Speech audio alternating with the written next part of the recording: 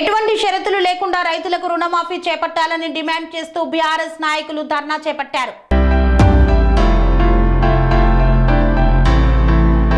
సూర్యాపేట జిల్లా కోదాడలో ఎటువంటి షరతులు లేకుండా రైతులకు 2 లక్షల రుణమాఫీ చేయాలని డిమాండ్ చేస్తూ రాష్ట్ర వ్యాప్త ఆందోళనలో భాగంగా కోదాడ ఆర్డీఓ కార్యాలయం ముందు 2 లక్షల రుణమాఫీ చేయాలని డిమాండ్ చేస్తూ రాష్ట్ర వ్యాప్త ఆందోళనలో భాగంగా కోదాడ ఆర్డీఓ కార్యాలయం ముందు బీఆర్ఎస్ నాయకులు ధర్నా చేపట్టారు. ఈ యొక్క ధర్నాలో మాజీ ఎమ్మెల్యే బొల్ల మల్లయ్య యాదవ్ బీఆర్ఎస్ నాయకులు పాల్గొన్నారు. అనంతరం వారు మాట్లాడుతూ కాంగ్రెస్ 9 నెలల పాలనలో సామాన్య ప్రజలు రైతులు విసుగుపోయారని, మహిళలు రోడ్డెక్కి ధర్నా చేసే పరిస్థితి వచ్చిందన్నారు. వెంటనే రైతులకు రుణమాఫీ, రైతు భరోసా డబ్బులు అకౌంట్లో వేయాలని డిమాండ్ చేశారు.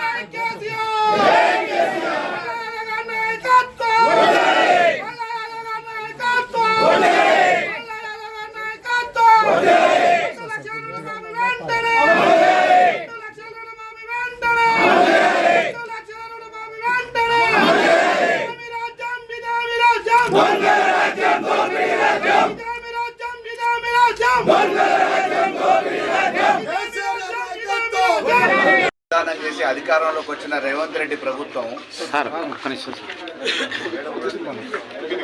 ఏదో ఒక సాకులు చెప్పి ఇప్పటి వరకు కాలయాపన చేసి 8 నెలలు అయిన తర్వాత ఆగస్టు 15వ తారీఖున మేము చేయబోతున్నాం, దేశానికి స్వాతంత్రం వచ్చినట్టు ఈ రుణమాఫీ అందరూ విముక్తులైతారని చెప్పిన రేవంత్ రెడ్డి సంకలు గుద్దుకొని డ్యాన్స్ చేస్తున్నాడు. కానీ ఇక్కడ ఏ గ్రామంలో కూడా రుణాలు తీసుకున్న రైతులకి సంపూర్ణంగా రుణమాఫీ కాలేదు ప్రభుత్వం తరఫున.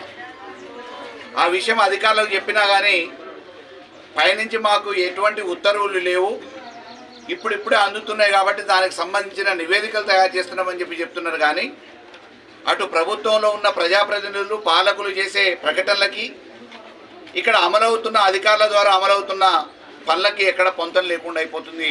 మధ్యలో అడ్డకత్తెరలో పోకచెక్క మాదిరిగా అటు ప్రజాప్రతినిధులు, పరిపాలకులు, అధికారుల మధ్యన తెలంగాణ రైతాంగాన్ని బలిపశువుని చేసే ప్రయత్నం ఈరోజు తెలంగాణలో జరుగుతోంది.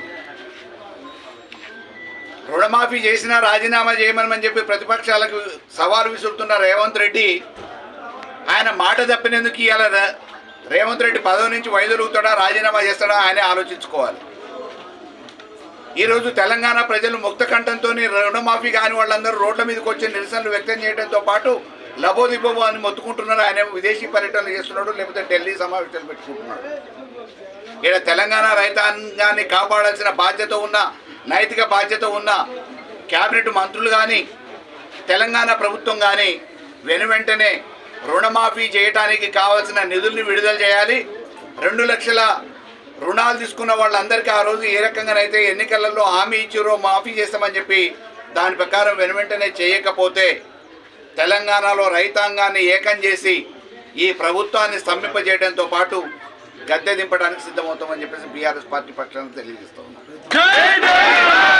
Sun Life Multi Speciality Hospital ప్రజలకు నిరంతర వైద్య సేవలు అందిస్తున్న hospital diabetology stem cell physician లో ఇండియాలోనే మొదటి డాక్టర్ గా పేరుగాంచిన డాక్టర్ విజయ్ భాస్కర్ గారు అత్యాధునిక విజ్ఞాన పరిజ్ఞానంతో అంతర్జాతీయ ప్రమాణాలతో సామాన్యులకు సైతం అందుబాటులోకి తెచ్చారు Sun Life Multi Speciality Hospital ను.